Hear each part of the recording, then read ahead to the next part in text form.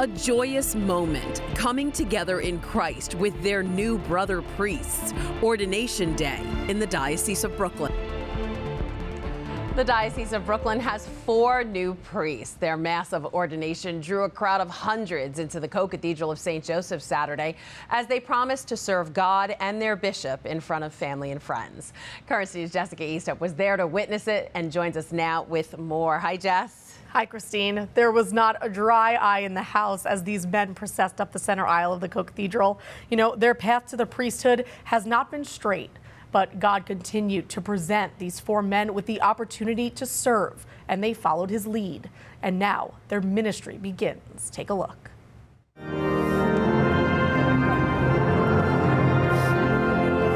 Tears of joy,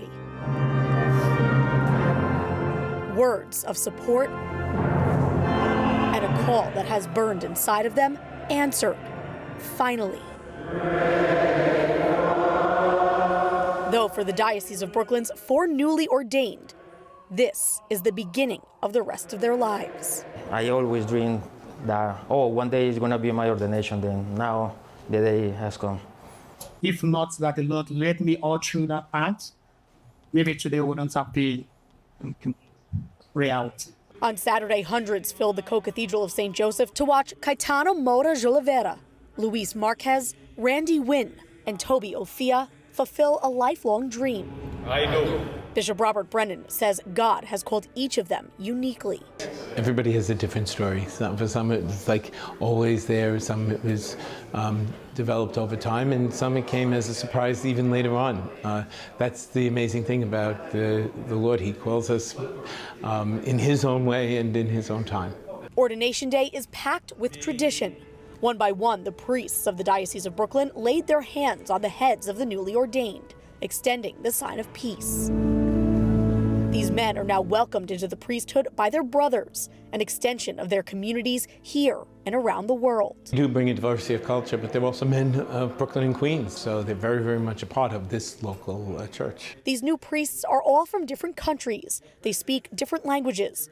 They don't have much in common, except for the piece that mattered most in their lives and formation, God's love. I'm a great sinner. I'm a great, very weak person, very normal person. And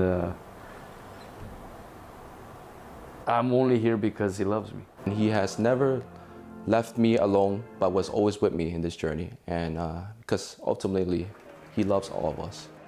Each of the new priests have said they'll be happy with any assignment. Christine, every parish is the opportunity to serve God's people. Absolutely. And Jess, we saw a lot of emotion on Ordination Day. I think more than we've seen out of these guys in recent memory. Absolutely. A ton of emotion. And I think these guys really were present in the moment and understood the gravity of how big of a life decision this was. And it was a beautiful thing that they were able to be vulnerable and feel supported in that moment. And with their families there. Yes. And with that support. And, you know, Christine, if you remember last year, none of the newly ordained priests, unfortunately, were able to have family there due to visas and travel issues. But this year, every single one of the new priests had family there and were able to have that support from their friends and families. That's so nice. Now, what can you tell us about their assignments, the moment they were all waiting for? Yes, so Father Randy is assigned to St. Patrick's in Bay Ridge, Father Luis to Resurrection Ascension, Our Lady of the Angelus in Rego Park, Father Toby to Sacred Heart in Bayside, and Father Caetano to the parish you grew up in, St. Rita in Long Island City. Oh, yay! My mom will be happy to hear that. Thank you so much, Jess. Thanks, Christine. Hi, I'm Christine Persichetti, anchor of Current News. If you like what you saw, please hit the like button on this video. And if you want to see more content just like it, subscribe and click on the bell for notifications. Thanks for watching, because we are putting your faith in the news.